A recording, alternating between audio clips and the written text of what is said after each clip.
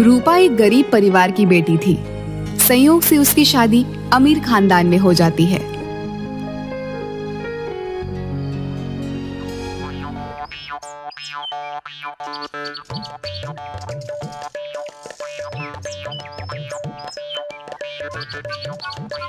ए जी, आपका घर तो बहुत बड़ा है, लेकिन कोई भी घर में पंखा नहीं है। पहले बोले होते तो पापा से बोलकर एक पंखा मंगवाई देते। बताओ क्या करें, आप भी ना। पगली, पंखा इसलिए नहीं लगाया क्योंकि हमारे यहाँ एयर कंडीशन लगा हुआ है और इसके होने से पंखे की जरूरत नहीं होती। ओह, एयर का कमीशन तो हमारे गांव में भी लेता है बिजली वाला। 4 पंखा का 400 रुपए कमीशन लेता है, पर हमारे पापा 200 रुपए देकर काम चला लेते हैं। कहो तो पापा से बात करके यहाँ भी सेट करवा दूं। बताओ, बहुत जान पहचान है पापा की। अरे पगली, उसे कमीशन कहते हैं और इसे कंडीशन। तुझे कैसे बताऊं अब? हाँ, कंडीशन लेकर हमारे गांव में सब कमीशन ही जानत है, कंडीशन कोई नहीं जानत। हम सोचत रही कि ससुर जी के 2 पैसा पापा से कह के बचत कर दे अब, और घर में 4 गो पंखा लग जाई। लेकिन यहाँ तो हमारे मजाक बनावल जात। अब से हम कुछ ना बोलब, कौनो फायदा ना बा बोलन का। उड़ावा और मजाक उड़ावा।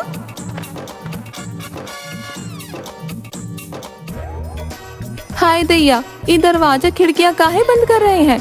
एक तो रूम में एक को पंखा नहीं है, ऊपर से खिड़कियों भी बंद कर दीजिएगा, तब तो गर्मी से दमे घुट जाएगा। खोला, जल्दी खोला खिड़की। 1 मिनट रुको जरा, देखती जाओ अब। अरे नहीं, खोलिए खिड़की दरवाजा। हमारे गांव में घर में खिड़की में पल्ला भी नहीं लगा है।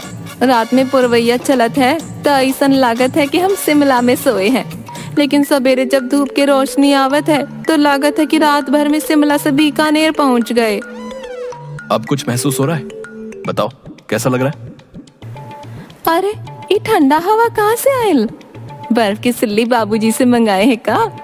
छत पर शाम में हम लोग भी बाल्टी से पानी डालते थे, लेकिन ये तो कनकनी लगता है जी। ऐसा कैसे बतावा जी, ये कैसे भावा? ये गर्म हवा के ठंडा करे वाला मशीन है और ठंड में गर्म हवा देता है। अब गर्मी में भी शिमला का मजा ले सकती हो ईमा। ओह, अजीब बहुत ठंडा हवा निकल रहा है। मशीन ये बंद कर दीजिए, नहीं तो हमारी कुल्फी ही जाम जाई। कर बंदे का। रूपा की सास सुनीता बहुत ही कंजूस औरत थी। वह बहू के कमरे में आती हैं और कहती हैं, बहू, अरे बहू, चल देख तुमसे मिलने कौन आई है। हाय हाय हाय, कल ही 25,000 रुपया का बिजली का बिल भर गया है, तो तुम लोग एसी चला के बैठे हो। तुम लोग तो मुझे कंगाल करके ही मानोगे ना। अरे नहीं माँ, वो तो मैं ही रूपा को एसी दिखा रहा हूँ, इसलिए ऑन किया था बस। और कौन सा इतनी देर में कुछ ज्यादा बिल आ जाएगा। वाह रे दुनिया, एक दिन में जोरू का गुलाम बन गया।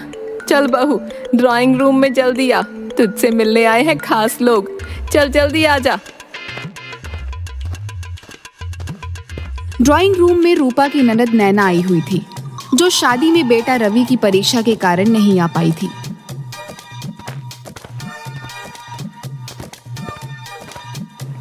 अरे भैया, कहाँ छुपा के रखे हो अपनी रूपमती को?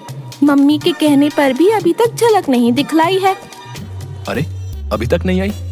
माँ के आने के तुरंत बाद उसे ड्राइंग रूम में भेजा था। 1 मिनट, मैं अंदर देख कर आता हूँ।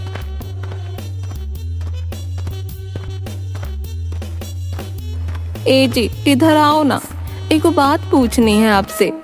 अरे, तू यहाँ खड़ी है और नैना ड्राइंग रूम में वेट कर रही है। वही ड्राइंग रूम तो खोज रही हूँ पिछले आधे घंटे से।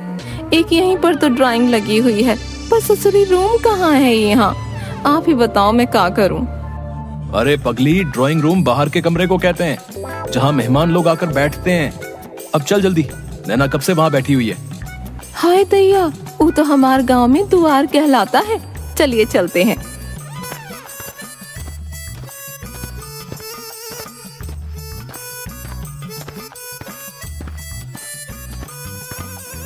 आइए भाभी आइए, मेरा नाम नैना है, मैं आपकी ननद हूँ। मेरा बेटा रवि का एग्जाम था, इसीलिए शादी में ना आ सकी। ये लो तुम्हारा गिफ्ट, फॉरेन से लाई हूँ, एकदम स्पेशल, बिल्कुल आपके जैसा।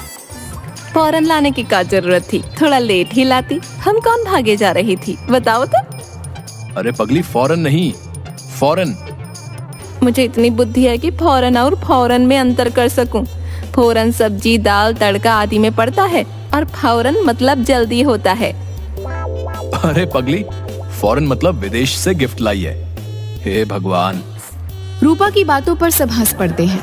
रूपा को लगता है कि सभी उसका मजाक उड़ा रहे हैं। वो मायूस हो जाती है। मामी भूख लगी है, पास्ता बनाओ ना, और जल्दी बनाना मामी। ठीक है बेटा, मैं अभी किचन से बना कर लाती हूँ।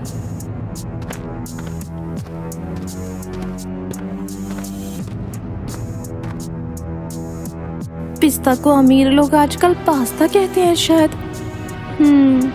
पिस्ता लेकर ही जाती हूँ। लो बेटा, अपना पास्ता खा लो। पर मामी ये तो पिस्ता है। हाँ, हम लोग तो पिस्ता ही कहते हैं। आप जैसे आजकल के बच्चे पास्ता कहते हैं, इतना तो पता है मुझे। अरे पगली, पास्ता मैगी जैसा होता है और पकाया जाता है। रूपा पैर पटकती हुई अपने रूम में चली जाती है और देखते ही देखते रात हो जाती है।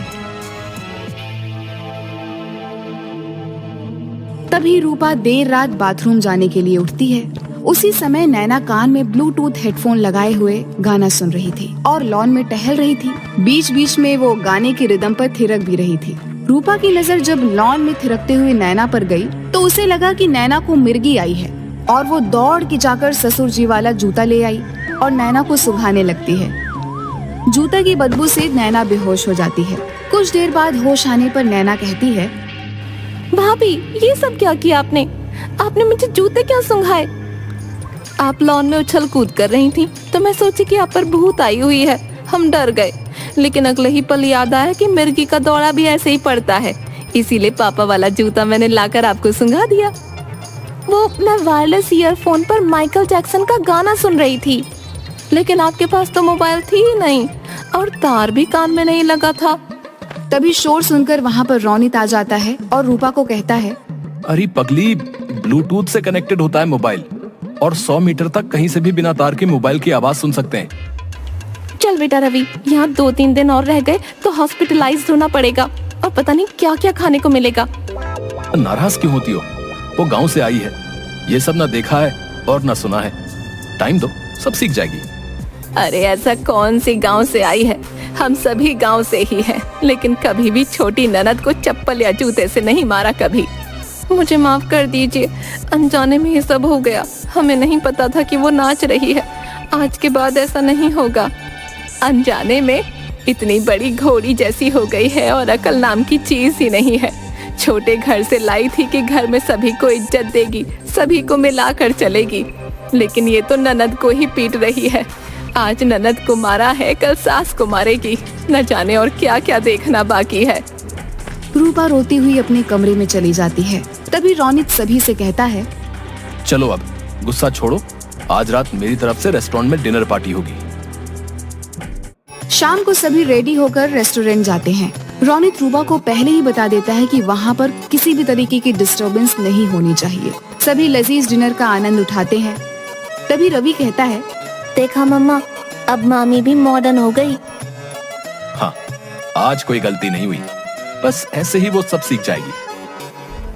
और आखिर गवार तो गवार ही रहेगी। देखता जा, कुछ न कुछ तो हरकत करेगी ये गवार। सही कहा तूने बेटी। तभी वेटर हैंड वॉश करने के लिए बाउल में गर्म पानी और नींबू लाकर सभी को देता है। सभी लोग हाथ धोते हुए बात कर रहे थे कि तभी सुपुड़ सुपुड़ की आवाज सुनकर सभी रूपा की ओर देखते हैं। वह बाउल में नींबू निचोड़कर आराम से बाउल को उठाकर पी रही थी। सभी एक दूसरे को देखकर हंस पड़ते हैं। अरे पगली, वो पीने के लिए नहीं, हाथ धोने के लिए था, जैसे हम सब हाथ धो रहे हैं। लेकिन ज्यादा खाने के बाद हमारे गांव में पेट साफ करने के लिए नींबू पानी पीते थे, इसलिए मैं पी गई। देख लिया, आखिर कर दी ना इसने गंवार वाली हरकत। लो और बना लो मॉडर्न इसे। अब बस भी करो माँ, कई बार अनजाने में ऐसी गलतियां हो जाती हैं। आओ सब लोग चलते हैं। सभी लोग डिनर करके घर के लिए जाने लगते हैं कि तभी रेस्टोरेंट की सीढ़ी से अचानक सुनीता का पैर फिसल जाता है। आई माँ, मर गई, मेरा पैर, हाय मुझसे उठा नहीं जा रहा। अरे माँ रुको, आप टेंशन मत लो, मैं आपको अभी हॉस्पिटल लेकर चलता हूँ। मैं माँ को लेकर हॉस्पिटल जा रहा हूँ, आप सब लोग घर पहुंचो। ए जी, आप माँ को अच्छे से पहलवान से दिखाइएगा। अरे रूपा, हॉस्पिटल में पहलवान नहीं होते, डॉक्टर होते हैं। हाय दैया, हमारे गांव में तो जब मोच या हड्डी चढ़वानी हो तो पहलवान के पास जावत है। अरे अभी तुम लोग घर जाओ, मैं माँ को चेक करवा के घर आता हूँ। हॉस्पिटल में डॉक्टर ने सुनीता को चेक किया। पैर में प्लास्टर चढ़ गया। 45 दिनों का बेड रेस्ट करने को डॉक्टर कहता है।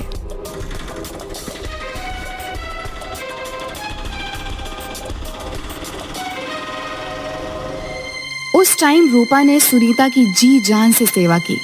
अरे माँ जी, कौनो चिंता नहीं, ये रूपा के होते हुए आप बस आराम कीजिए।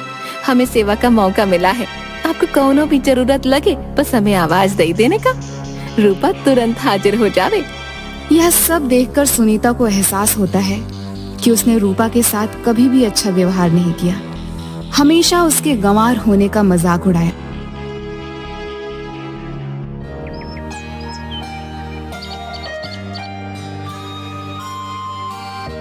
बहू, थोड़ा इधर आना। मैंने तुम्हारे साथ कभी अच्छा बर्ताव नहीं किया, लेकिन तुमने कभी पलट कर जवाब नहीं दिया, बल्कि मेरी सेवा जी जान से की। ये ले घर की चाबी पकड़ और संभाल अपने घर को। ये घर मेरा नहीं, सभी का है, और आप घर की एक मालकिन। मेरी माँ नहीं थी, लेकिन आपने मुझे माँ बनकर समझाया। जिसके इतने अच्छे संस्कार हो वो गरीब कैसे हो सकता है? तो इस घर की बहू नहीं, बेटी है।